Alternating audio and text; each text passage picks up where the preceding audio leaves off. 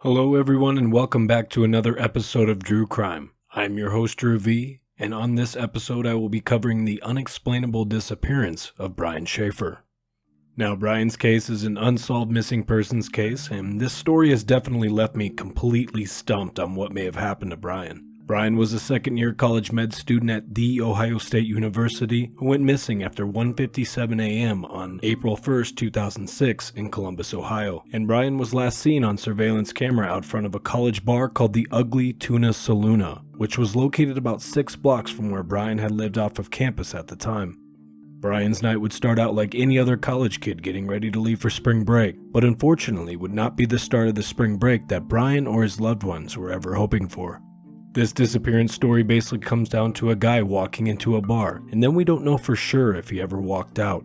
Brian Shaffer literally vanished into thin air. As the story unfolds, tragedy would strike Brian's family and loved ones again and again, and still to this day, the Shaffers haven't heard any new leads in Brian's case, and it's now been 15 years since Brian has disappeared. There are a couple of podcasts that I highly recommend viewers to listen to on this case, and these two podcasts really give you a good in-depth look into Brian's disappearance. The first podcast is called Comeback: The Disappearance of Brian Shaffer, and then the second podcast people should listen to on this case is called Brian Shaffer, Dead or Alive. And on these podcasts you will hear real-life interviews with people involved in Brian's case, and I do feel these two podcasts are the best source of information I've found researching the Brian Shaffer case. There are many different theories out there as to what may have happened to Brian Shaffer, but any leads to prove these theories thus far have all fallen flat. It's been said by people that Brian just decided to take off that night after the bar closed because he wanted to start a new life. Others say that Brian left the bar that night and may have met some type of foul play on his way home. And there's even others who think Brian may have fallen victim to an accident in a construction area that surrounded the Ugly Tuna bar at the time of his disappearance. Only problem with all these theories is that Brian was never found inside the building or seen leaving the bar that night. This case doesn't have a whole lot of information out there, and it is still an open case, but the Columbus Police Department has only released so much up to this point. So please continue to join me on this episode as I narrow down all the theories in this case and really try to figure out a possible conclusion that may fit into all of this. This is Drue Crime, Episode 4, Brian Shaffer.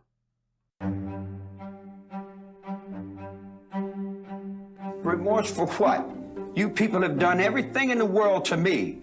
Doesn't that give me equal right? I can do anything I want to you people at any time I want to, because that's what you've done to me.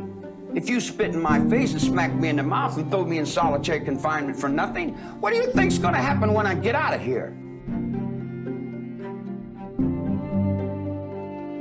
A serial killer comes about by circumstances and a recipe: poverty, drugs, child abuse. These things, contribute to a person's frustration and anger. At some point in life, he explodes. Even random people that we've never met have more of an outlook on this than I do right now. It's really sad. It's really, really sad that I literally have nothing right now. Wow. Nothing. Now, just a reminder that all my Drue Crime episodes can be found online on many different platforms, and also don't forget to check out my YouTube videos that I put together to go along with my podcast episodes as well. And if for any reason someone would just like to discuss or ask me any questions about a case that I cover, I can be reached at Facebook, Twitter, or you can just email me at druecrimepodcast@gmail.com. Now, before we start the story of the night Brian would disappear, I just wanted to kind of talk a little bit about Brian's life before that night. Brian Shaffer was 27 years old, again a second-year med student at The Ohio State University. He was a good-looking guy, free-spirited, charming, flirtatious, athletic, and Brian really did have a passion for music, just so much that he owned a few different nice guitars, had been in a garage band with some high school friends, and he also got a stickman Pearl Jam tattoo on his upper right arm. Even though Brian was a medical student at the time of his disappearance, it's been said by many that Brian's main goal in life was to sit by the beach, play music, and drink margaritas. 3 weeks before Brian would disappear, tragedy would first strike the Shaffer family, and Brian's mom Renee would lose her battle to cancer. From what I understand, Brian had a very close relationship with his mother, and Brian did not take Renee's death very well. So after Renee's passing, the Shaffer family now consisted of Brian, his dad Randy, and his younger brother Derek. Also, Brian had a girlfriend at the time, Alexis Wagner, who was also a med student at the same university, and Alexis would actually be visiting family in Toledo, Ohio on that Friday night Brian would disappear. And a few days later, the couple did have plans to spend their spring vacation in Miami, but since Brian would vanish days before, their trip would never happen. So it seemed that Brian had a lot on his plate leading into his disappearance, but was everything in his life just too much for Brian to handle, so he just decided to take off and start a new life? Well, it's something that certainly seems very plausible in this case, but after 15 years of no sign of Brian, I start to believe that the secret of Brian's disappearance may not be kept by Brian, but instead maybe by someone Brian knows. Now I'm going to go ahead and get into the story of the night that Brian disappeared while stopping at certain main points to discuss them further, and then I will follow up with the main theories that have been discussed in this case, and then just share my speculations and opinions on these theories. So Brian Shaffer's story would start out on Friday, March 31st, 2006 in Columbus, Ohio. Brian had plans to meet his father at Outback Steakhouse for dinner that evening, and Brian had also invited his younger brother Derek to come along, but Derek would politely decline his invitation, for Derek and his now wife had tickets that night to the Funny Bone Comedy Club. So Brian and his father were at dinner, they eat, they converse, but by the end of the meal, Brian's father is convinced his son seems exhausted and a little out of sorts, and this was probably the result of Brian cramming all night for finals before spring break. So Brian's dad Randy suggests that Brian take it easy for the night, but Brian didn't want to stay in and relax, so after the two finished dinner, Brian decided to go back to his apartment, where he would then meet up with his friend at the time, William Clint Florence, who in this story will be referred to as Clint, and then the two had decided to go bar hopping in the South Campus area. At around 9 p.m., Brian and Clint would start the night out at their first bar, which just so happened to be the Ugly Tuna Saloona, but this would not be the only time that night these two would stop here for drinks. After having drinks at the Ugly Tuna, the two proceeded to two other bars that night, where they would then be accompanied by Clint's friend Meredith Reed. During this time, Brian calls his then-girlfriend Alexis Wagner, and they have a brief discussion. Brian seems happy during the call, they do their goodbyes and hang up. Then after Meredith arrived to meet Brian and Clint, the three left the bar they were at and went back to the Ugly Tuna Saloona, arriving at 1:15 a.m. When the trio arrived at the bar, they then had to take an escalator that led them to the front door of the Ugly Tuna, which was on the second floor of the building. In the front of the bar, security surveillance picked up the three entering the bar. Once inside the bar, the three decided to grab a table and order some drinks. This is when the three are then accompanied by two other college girls at the bar that Clint knew, and those girls' names were Brighton and Amber. So the group continued to drink until last call, they paid their tabs, and as everyone in the bar was getting ready to exit the Ugly Tuna, surveillance then picked up Brian and the two girls talking outside the front door of the bar. After having a quick conversation, Brian then decided to go back into the bar, and this would actually be the last time we ever see Brian Shaffer again. And during this time, there were no cameras inside the actual bar.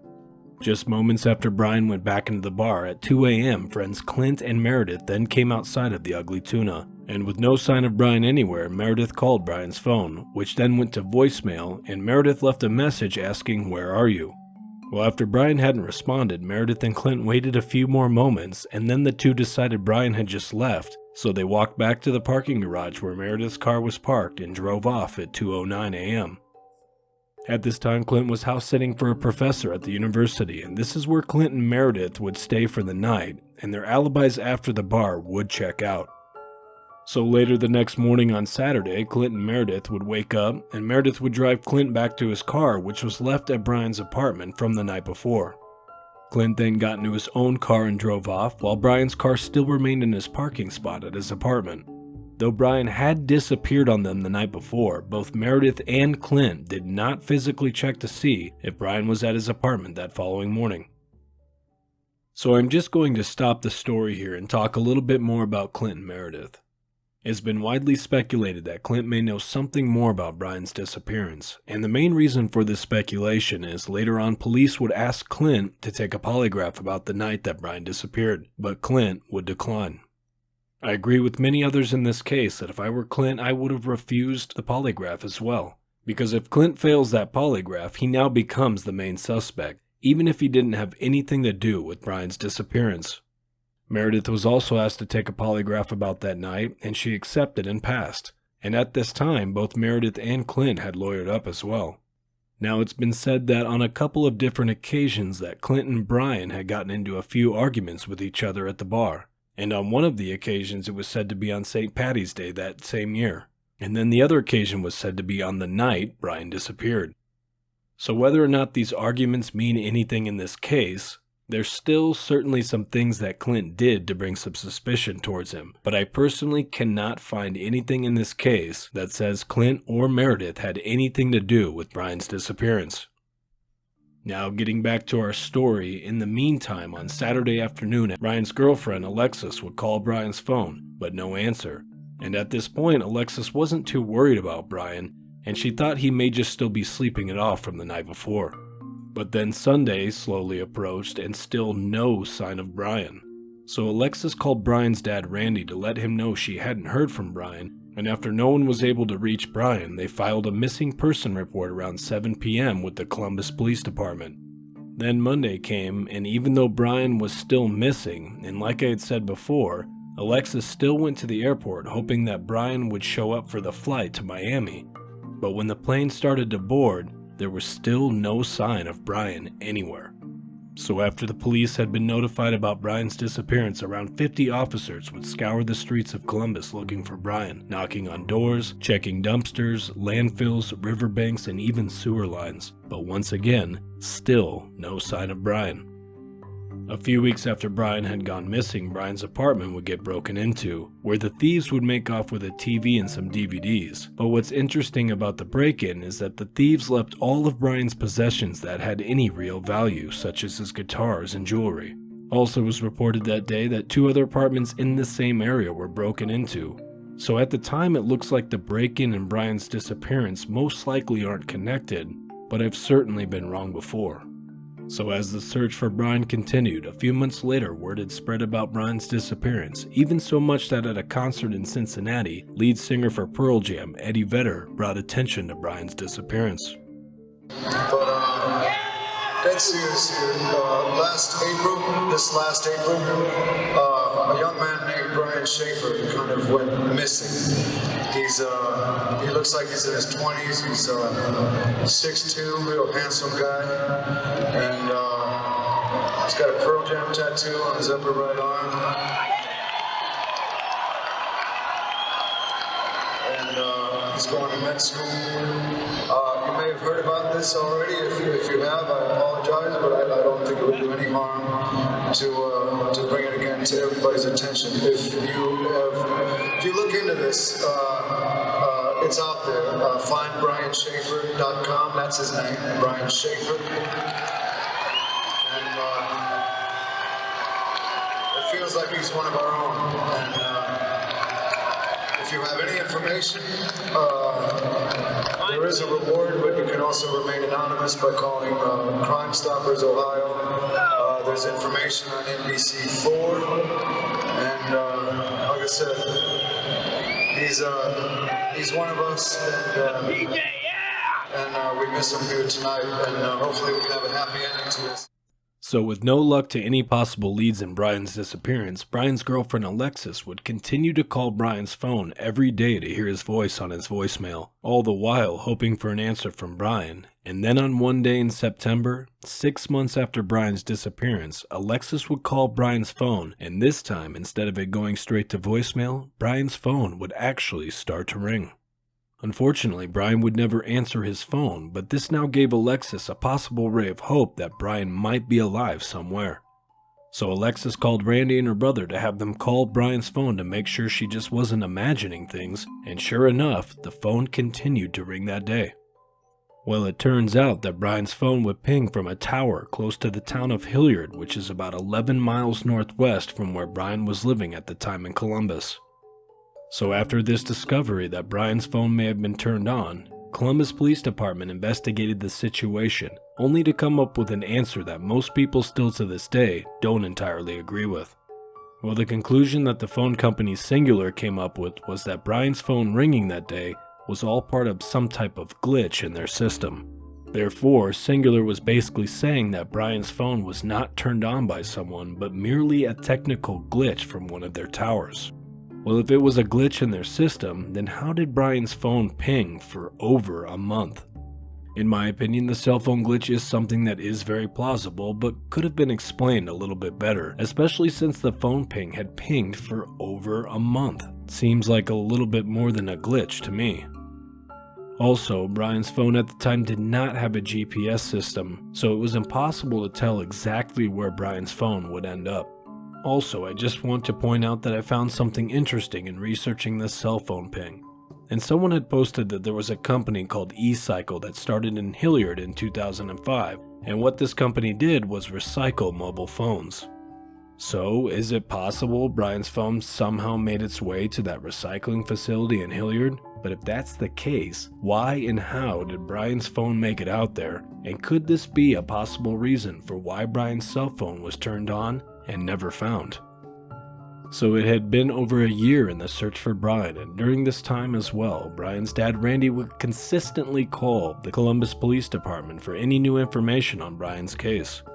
Randy would also pass out thousands of flyers. He even emailed Clint and Meredith numerous amount of times looking for some type of answers from that night, and Randy even took the advice from numerous psychics, but there was still nothing that would help lead Randy Shaffer in finding his son.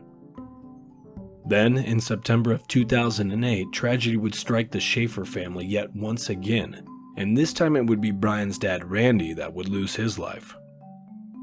It was reported that a huge storm had gone through Randy's neighborhood that evening, and that Randy had gone outside at some point to assess the damage from the storm, and that's when a tree branch would snap and hit Randy on his head, knocking him unconscious. But it wouldn't be until the following morning when Randy's neighbor would find Randy lying motionless in his yard, and unfortunately, it had been too late and Randy was already dead. After Randy's passing, a strange message was posted to his online memorial site, and it read, "I miss you, Dad. Love, Brian," from the Virgin Islands. Well, this certainly sparked some interest with the family and law enforcement, but after investigating the message, law enforcement found out it was just a hoax from a public computer in the Columbus area. So in about a 2-year span, Brian's mother Renee would die of cancer, Brian would literally vanish into thin air, and now Randy had passed away from a freak accident. So the Shaffer family had certainly had their fair share of bad luck, and they've now lost 3 of their 4 family members, and the only surviving member of the family that would remain was Brian's brother, Derek. Derek has helped in trying to find Brian since he disappeared in 2006, but over the years with no leads and no answers, Derek has pretty much gone quiet in trying to find Brian. And with the loss of the rest of his family, I'm sure it's not something that's easy for Derek to bring up or talk about. So that concludes the story of Brian Shaffer, and now I would like to go ahead and get into some of the speculated theories on what may have happened to Brian Shaffer on April 1st, 2006. Now, the first speculated theory is that Brian Shaffer never made it out of the ugly Tuna Saloona, and this is a thought because of the construction site that surrounded the bar at the time. Brian was never seen by any bar surveillance leaving the bar that night, and again there were no cameras inside the Ugly Tuna at the time. There were exits with cameras in the construction area that Brian may have taken to exit the building, but Brian was never spotted on any of these cameras. Columbus Police Department got a hold of the bar surveillance outside of the front door where we last saw Brian alive, and they were able to account for everyone who walked in and out of the bar that night except for one person, Brian Shaffer. Now, I do think it's important to know there was a backdoor exit for employees and band members, and there was also video surveillance on this door as well. Well, what's interesting about this particular surveillance is that it's never been shown to the public before. Columbus Police Department claims Brian was never seen leaving on this backdoor footage, so earlier on in this case, why did the police show the public the footage of the front door, but not the back? Was there something on that footage police didn't want us to see, or did that footage just not show anything that's relevant to this case? Either way, there were other exits Brian may have used to get out of the Ugly Tuna that did not have a camera, so I think it's fair to say that Brian most likely exited the building undetected. Now, there are many people that feel Brian fell victim to an accident in the construction area. It's certainly a plausible theory, being that Brian was drunk and just disappeared into thin air, but law enforcement literally searched everywhere in that building, and they couldn't find anything that says Brian fell down in this construction area. So, in conclusion to this theory, I do feel Brian got out of the building somehow, and he is not in the walls of that building. And in my opinion, there's just not enough evidence to support this theory, though this is a missing persons case with no conclusion, so I guess at this point anything is still possible, but I do feel this theory is the most unlikely in this case. Now moving on to the second theory that most people have in Brian's disappearance, and this theory is that Brian wanted to leave the ugly tuna undetected that night because he wanted to take off and just start a new life. Now, as crazy as it sounds, there have been people known to leave their old life behind and start a new one, and I think this theory is actually very plausible given some of the circumstances. Brian had just lost his mother to cancer, which was a very big blow to Brian at that time. He was in med school, which I'm sure is a ton of stress and pressure on its own, and at one point Brian had also mentioned to his girlfriend at the time, Alexis, to move on from him, and Brian's real dream was to sit on an island, play music, and drink margaritas. So there are some things that point to why Brian may have just taken off, but there are also a few reasons why I don't think Brian did just that. When Brian disappeared, his family kept his cell phone service and credit cards on for a while, but this entire time there was no activity from Brian whatsoever. One reason I don't think Brian just took off is, if Brian just wanted to start a new life and play music on a beach somewhere, then why would Brian leave his nice, expensive guitars behind in his apartment? Another reason, Brian and Alexis had a vacation planned in Miami that following Monday that he disappeared. Seems like an odd time to go off the grid, especially since their vacation was coming up a few days later. Last reason I have is before Brian had disappeared that night, Brian had already made plans to meet up with some old friends at his apartment after the bar. Certainly seems like an odd thing to do and invite your friends over to your apartment for after hours and instead just decide to take off and start a new life. In conclusion to this theory, over the past 15 years there have been a few potential sightings of Brian, but every time it's come back as someone else. I do think it's very possible that Brian left on his own accord, but he really did leave so much behind, and in my opinion, it really just doesn't make sense to me. There are a lot of people out there, including some law enforcement, that think Brian is still alive and living amongst us today. And as much as I respect their optimism, I just don't feel Brian would be able to continue this secret without some type of slip-up. Now moving on to the last main theory in Brian's disappearance, most people believe that Brian did in fact somehow leave the ugly tuna that night, and this time, people speculate Brian fell victim to foul play on his way home. I think it's very plausible that Brian ran into some kind of trouble on his way home, and I have a few scenarios that could fit into this theory.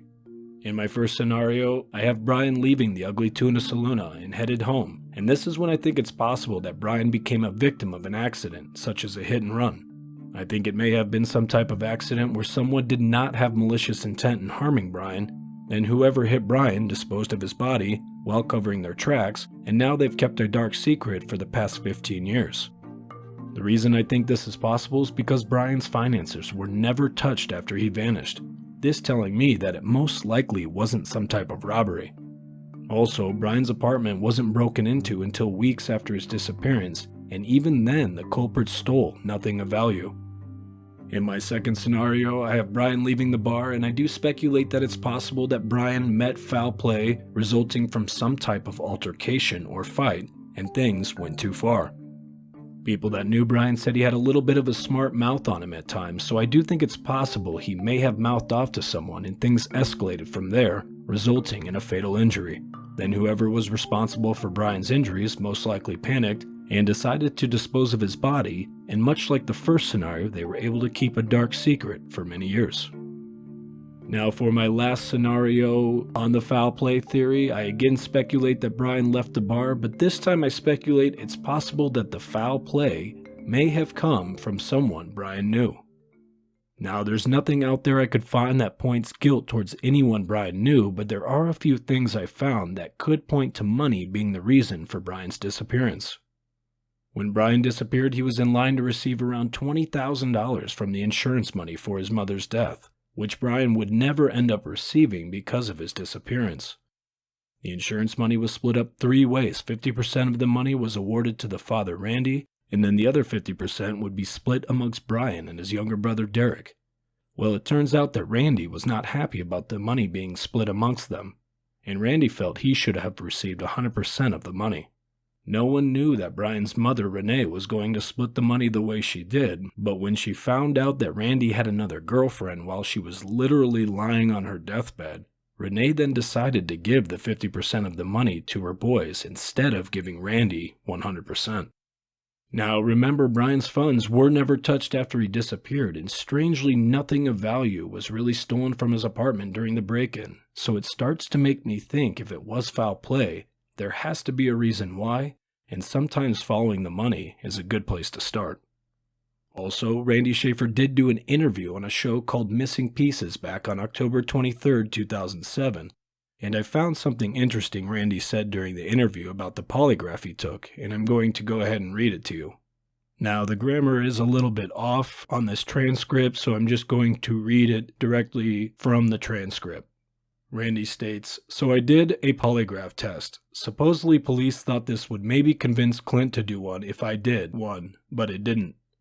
One of the questions law enforcement asked, they said someone sent a tip that we were in cahoots about collecting victims' insurance. Naturally, it raised a needle on the thing. When he asked me, he said you did pretty good, but it raised the needle on that one question. What would you think? That's ridiculous. If the needle went up and down, it's because I'm pissed as hell. I'm outraged that somebody could say something like that. People are so cruel." Now, we all know that polygraphs measure heart rate, blood pressure, etc., and not if someone is lying. So I think it's fair to say here that Randy was just thrown off by the insurance money question, and that's why the needle would jump. But in my opinion, it is still a little interesting given the amount of true crime cases that do end up revolving around insurance money. In conclusion to the foul play, I do find this theory to be the most plausible theory in this case thus far. But it is a hard theory to consider, being that Brian was never seen on any surveillance leaving the area, and no one we know ever witnessed Brian that night after he went back into the Ugly Tuna Saloona one last time. So in concluding this episode, there are many theories out there as to what may have happened to Brian Shaffer on April 1st, 2006, and with such little evidence to go off of in this case, the big question still remains 15 years later. What did happen to Brian Shaffer? Did Brian just take off to start a new life? Is Brian buried somewhere in the walls of the old Ugly Tuna Saloona?